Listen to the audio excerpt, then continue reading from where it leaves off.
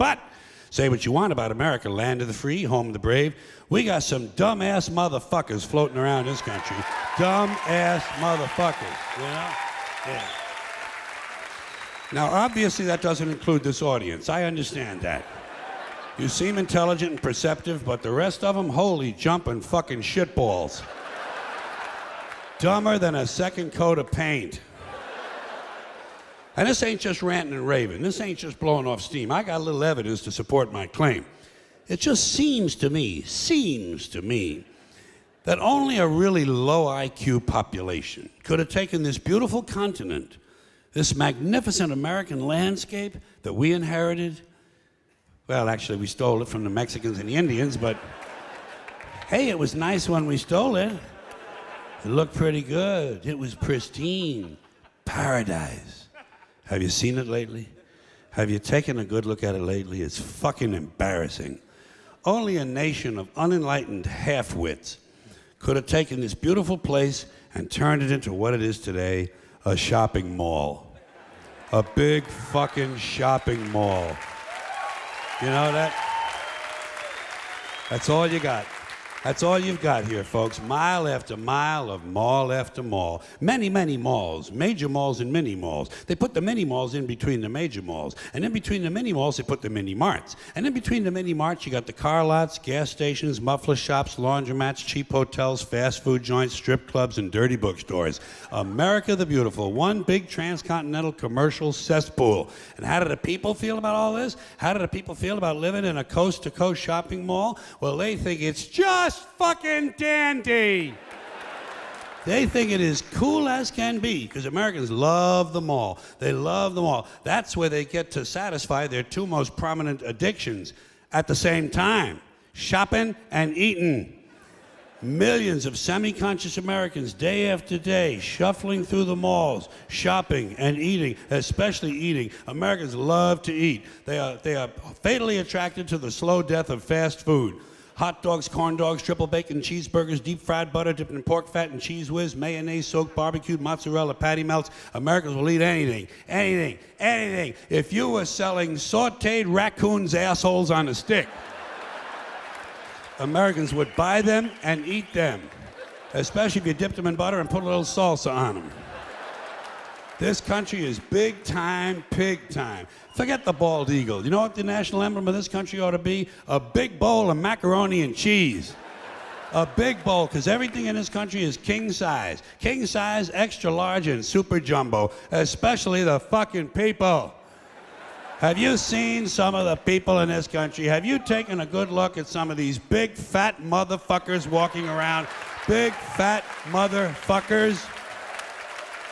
Oh my God, huge piles of redundant protoplasm lumbering through the malls like a fleet of interstate buses. The people in this country are immense, massive bellies, monstrous thighs, and big fat fucking asses. And if you stand there for a minute and you look at one of them, you begin to wonder, how does this woman take a shit? How does she shit? And even more frightening, how does she wipe her ass? Can she even locate her asshole? She must require assistance. Are paramedics trained in this field? And standing right next to her, of course, with a plate full of nachos and a mouthful of pie, is her clueless fucking husband, Joe Sixpack, with his monstrous swollen beer belly hanging dangerously out over his belt buckle. This guy ain't seen his dick since the Nixon administration. And if you stand there and you look at the two of them, you begin to wonder to yourself, do these people fuck? Is this man actually capable of fucking this woman? It doesn't seem structurally possible that these two people could achieve penetration. Maybe they're in that Cirque du Soleil or something. Telling you, the people in this country, every one of them is 50 pounds overweight. They are gargantuan. And in the summertime, God help us, in the summertime, they all want to wear short pants. Jesus, Lord, protector of all that is good and holy, deliver me from fat people in short pants. They all got short pants, big bellies, fat thighs, and dumb kids. Short pants, big bellies, fat thighs, and dumb kids. Every one of them's got two dumb-ass kids with them. And the whole family is wearing T-shirts, and every one of them's got the same T-shirt. I'm with stupid. Apparently in this country, the stupids are an extended family. And besides wearing them T-shirts, everyone in the family's got on a backpack. They got a backpack strapped to their back so they can carry around lots of stupid shit. And the reason they got to carry their stupid shit strapped to their backs is because their hands must remain free at all times to hold food. And to get that food up to the mouth where it gets shoveled in with all the rest of the disgusting shit they ate that day. And another reason for the backpacks is these people are going to buy even more stupid shit. They ain't got enough stupid shit at home. They just had a stupid shit sale. They ain't going to buy more.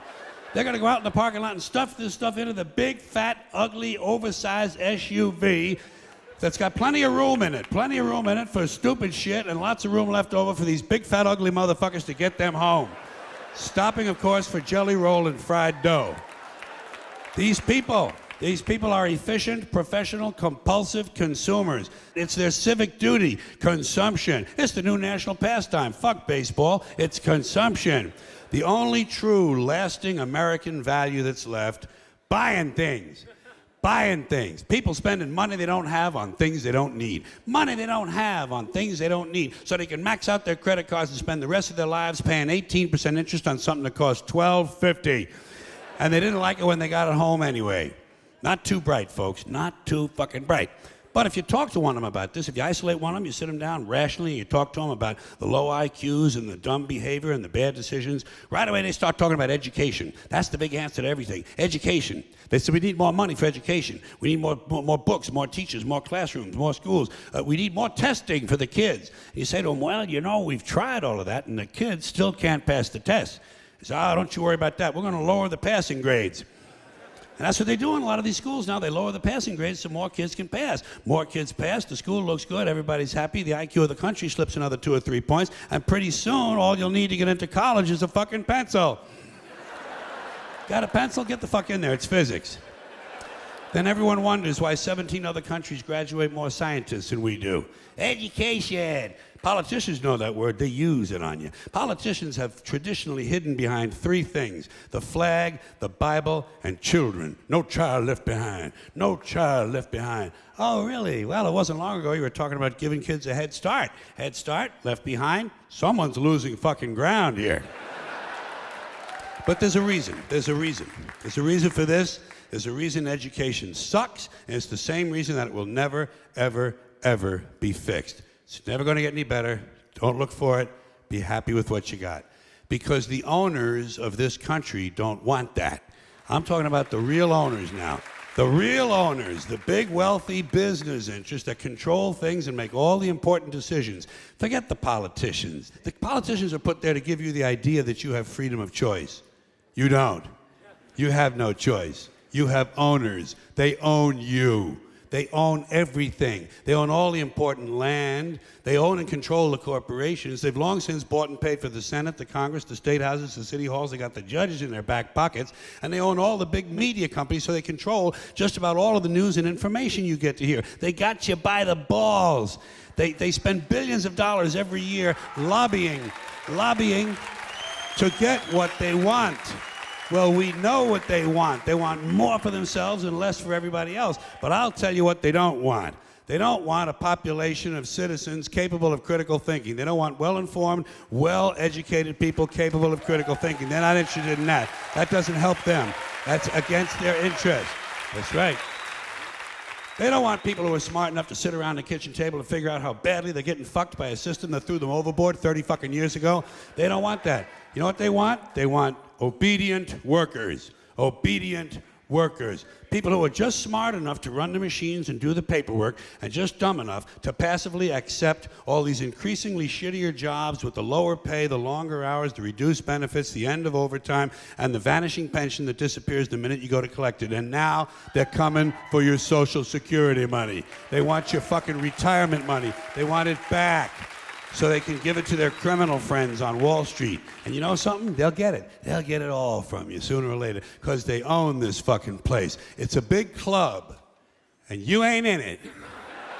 You and I are not in the big club. By the way, it's the same big club they used to beat you over the head with all day long when they tell you what to believe. All day long, beating you over the head in their media, telling you what to believe, what to think, and what to buy. The table is tilted, folks. The game is rigged. And nobody seems to notice. Nobody seems to care. Good, honest, hard-working people, white collar, blue collar, doesn't matter what color shirt you have on.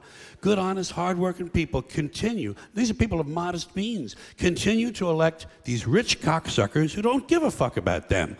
They don't give a fuck about you. They don't give a fuck about you. They don't care about you at all, at all, at all. Yeah, you know?